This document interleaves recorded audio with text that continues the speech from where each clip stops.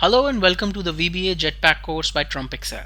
I am Sumit Bansal, and in this video we will learn how to use event procedures in VBA in Excel. So let's get started.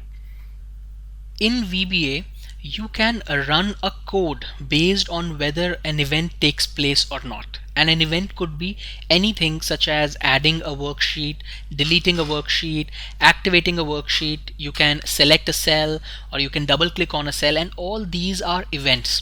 And you can specify that a code would run whenever these events takes place.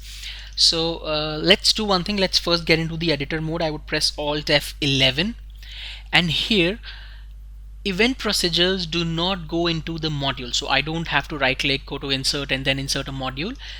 I would insert event procedures within the object where it takes place. So in this case, if let's say it's a workbook event, something related to the workbook, which would mean that if I add a new workbook or if I activate a workbook, I want something to happen, then that event would go into this workbook object. And if I want something to happen within the worksheet, then that would go within the worksheet. So let me double click on this, and as soon as I double click on this workbook, it opens this code window, and this code window is where we would type the code which would take place whenever certain event happens. And I'll show you how to get to the events.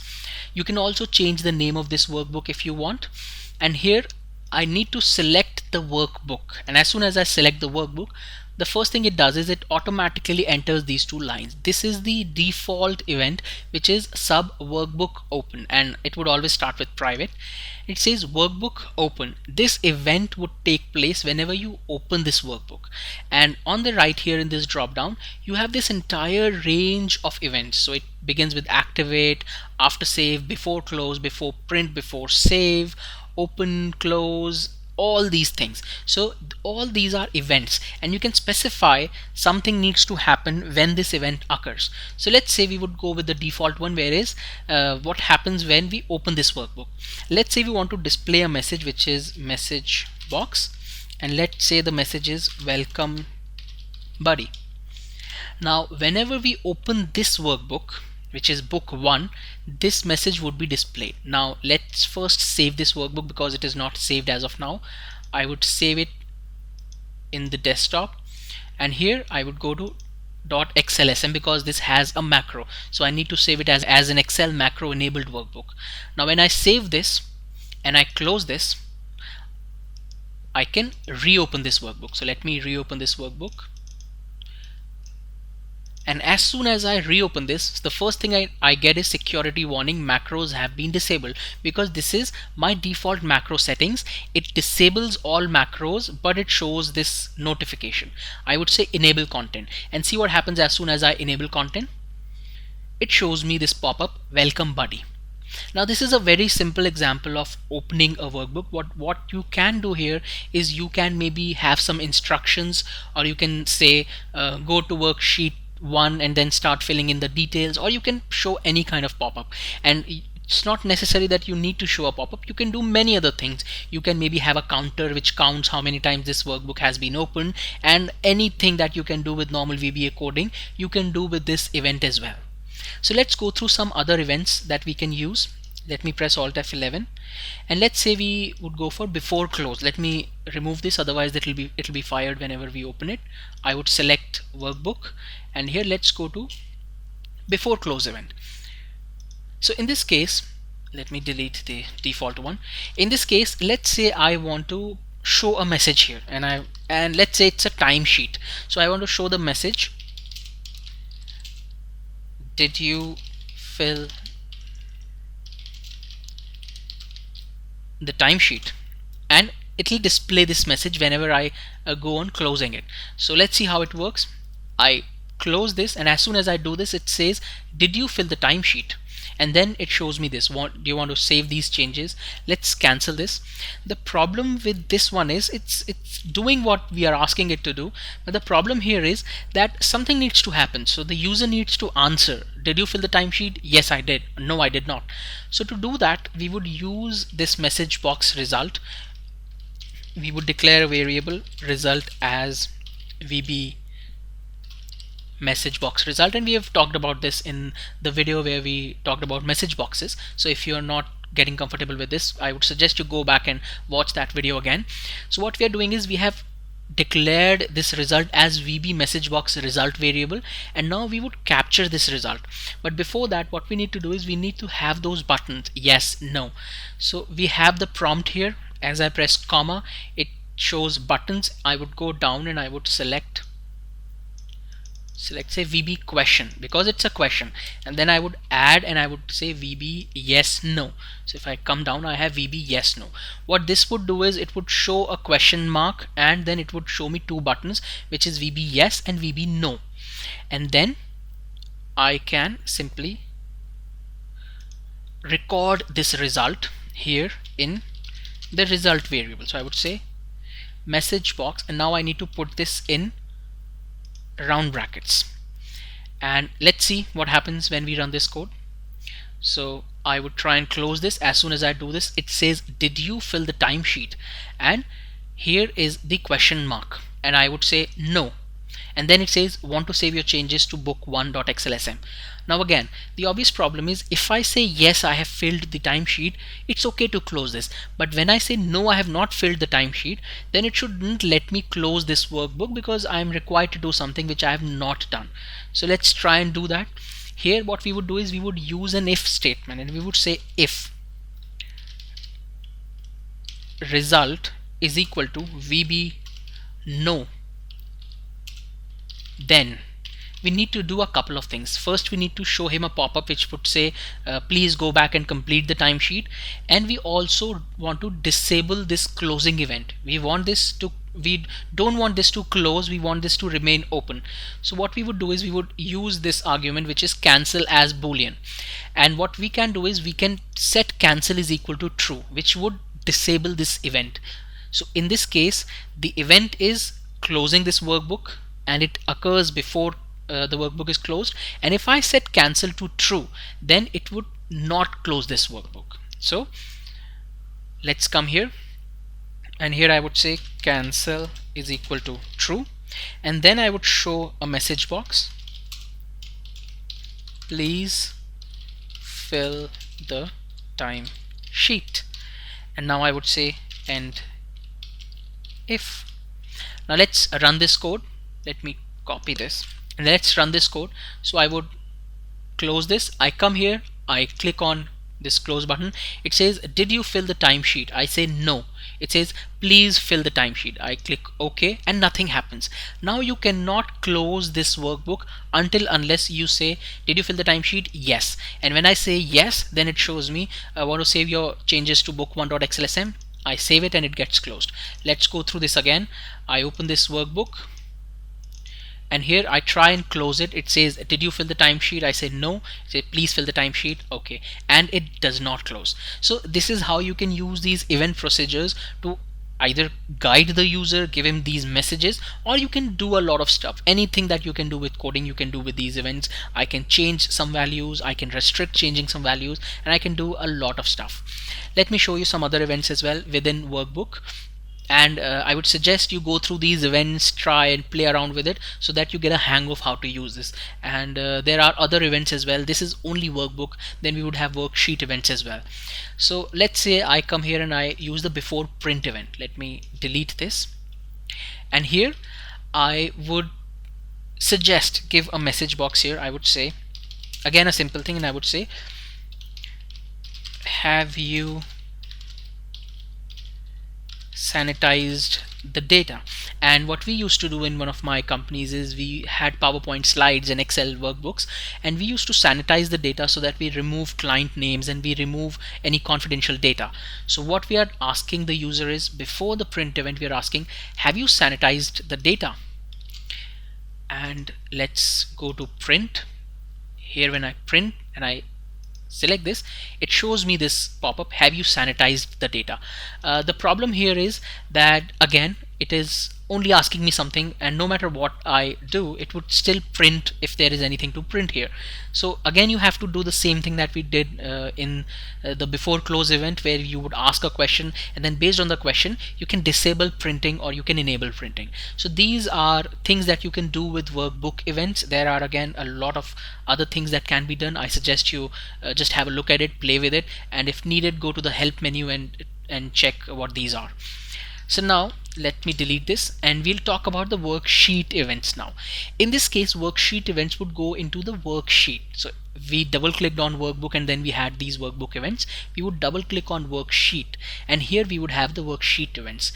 If you go to this drop down and select worksheet, you would see that this changes. It inserts the default event, which is SelectionChange, and you again have a similar drop down as we saw in workbooks. And again, there is activate, before delete, before double click, before right click, and all these events.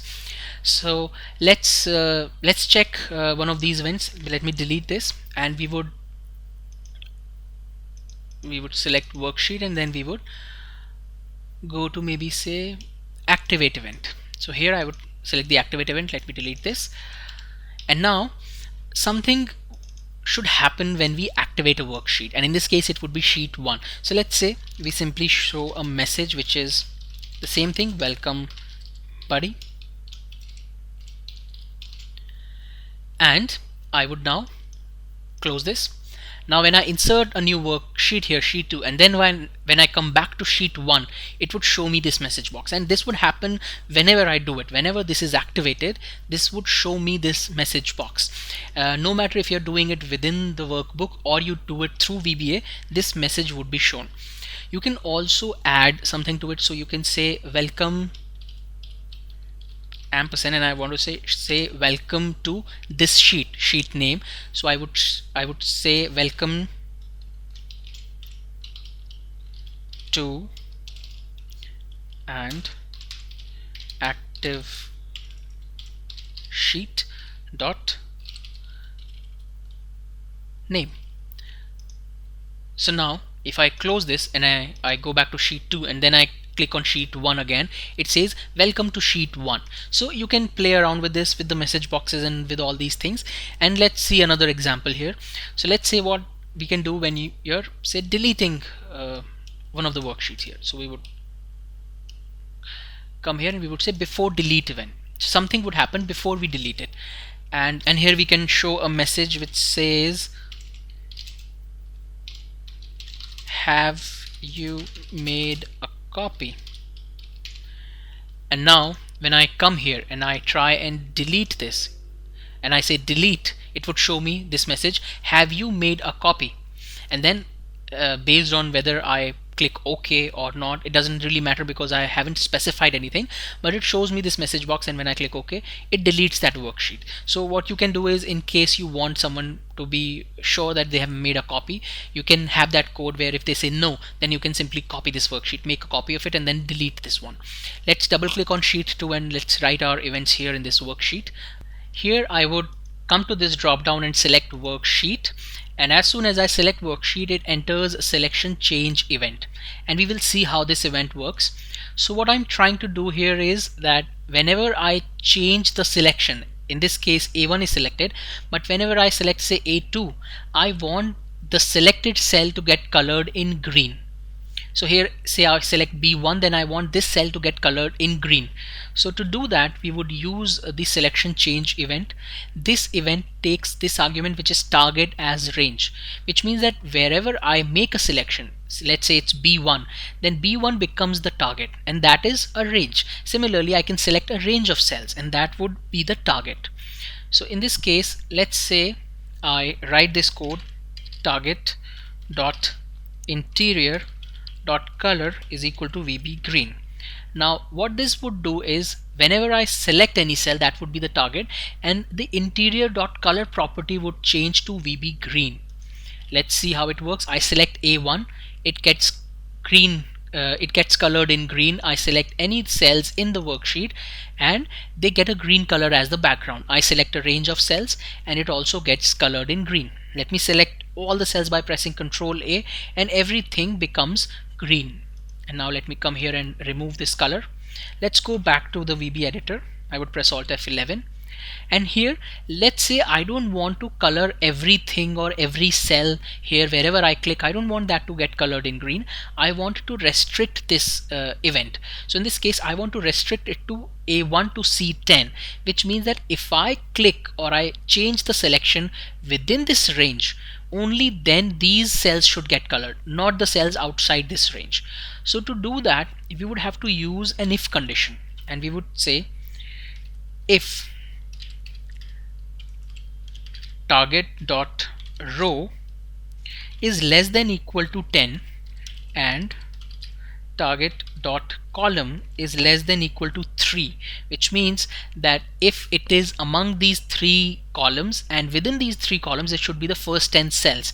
If a cell is within this range, then target dot interior dot color should be VB green.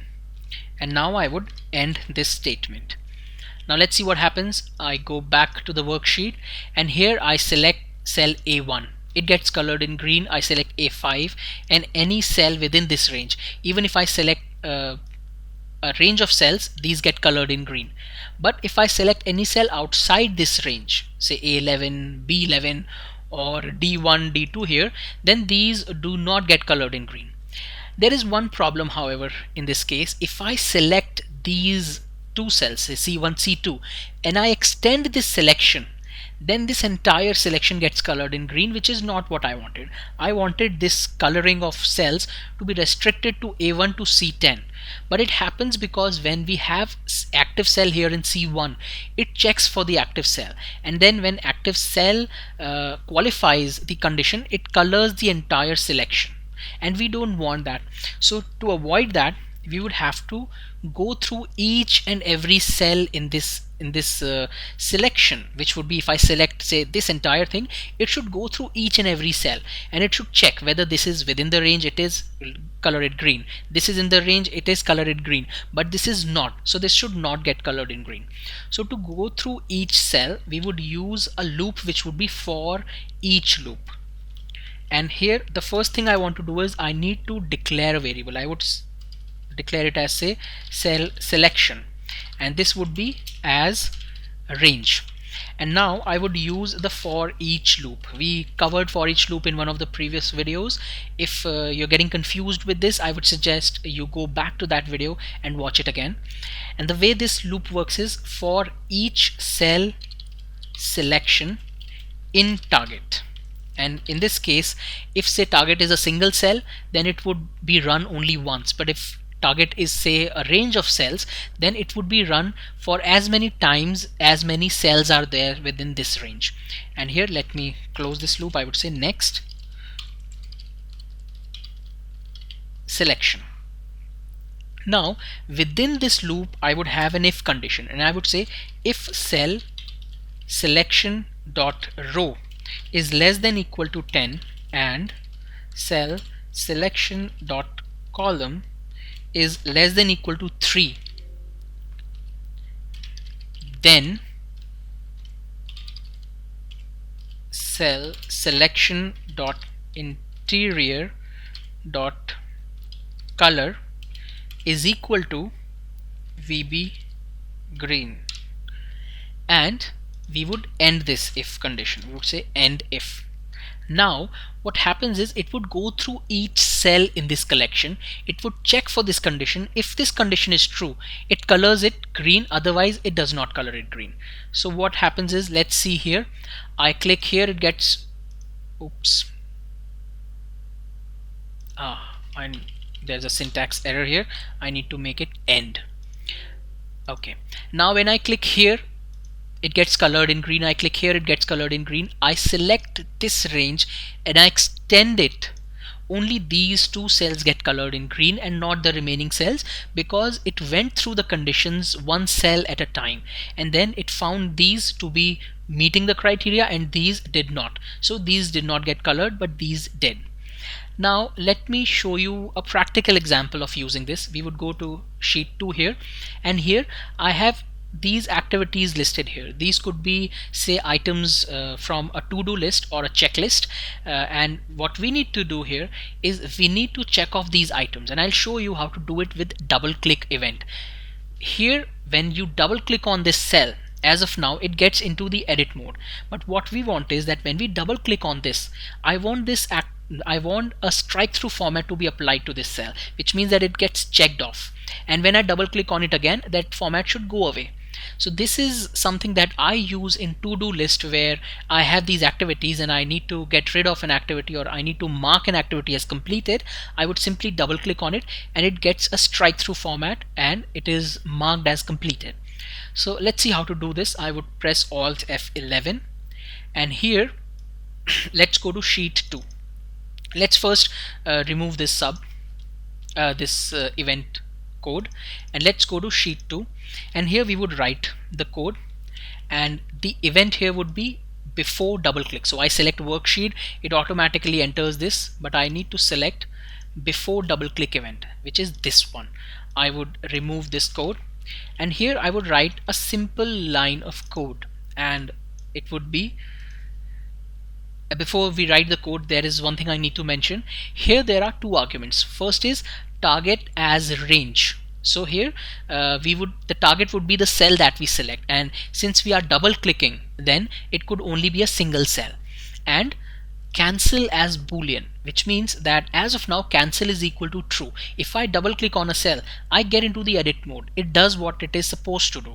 But if I put cancel is equal to false, then cancel is equal to true, then it would not get into the edit mode. So we'll see how this works. Let's first use the double click event to apply the strikes through format.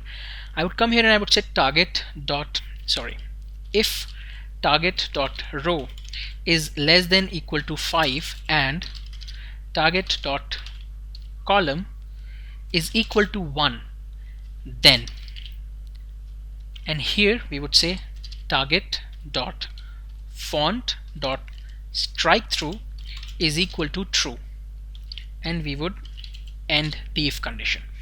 What happens here is when I come here and I double click now, it gets into the edit mode, but it also applies the strike through format. Let's see if I double click on it again. Now it does not remove this. So what I have written there as the code is that when I double click on a cell, the format gets applied. That's it. But I also want to remove this format if it is applied and I double click on it again. So to do that, we would have to use an if condition within an if condition.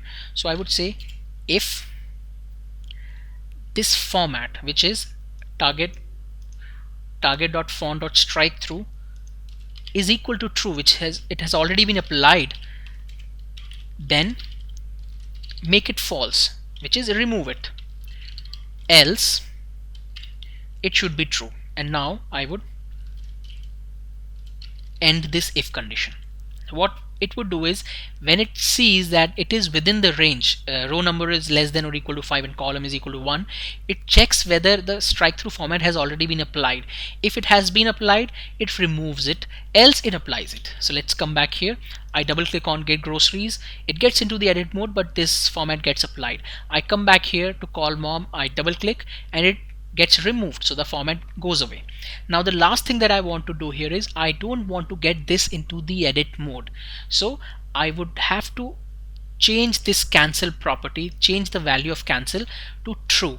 So I would come here within the if condition and I would say cancel is equal to true, and that's it. Now if I go back and I double click on it, you can see that I did not get into the edit mode. I'm double clicking, but you cannot see the blinking cursor because I'm not getting into the edit mode, but I would get into the edit mode if I click anywhere else. So it works perfectly. The only caution here is that in case, say, there is a code inside this and there is an error in the code, and this property gets set to true and you have to come out of this code somehow, then it may remain true. So it's a good idea to put cancel is equal to false at the top so that it would be false when we begin the code, but then it gets set to true whenever the condition is met. So if I double click here, it does not get into the edit mode, but if I double click here, it does get into the edit mode. So this is how you can create a to-do list, and then you can apply the format based on the before double click event. So this is how you can use these various events. I would suggest you go through these events one by one. If you have time, go through the help menu and try it out. And the best way to learn VBA and these event procedures is to just try it out and try some awesome stuff with it.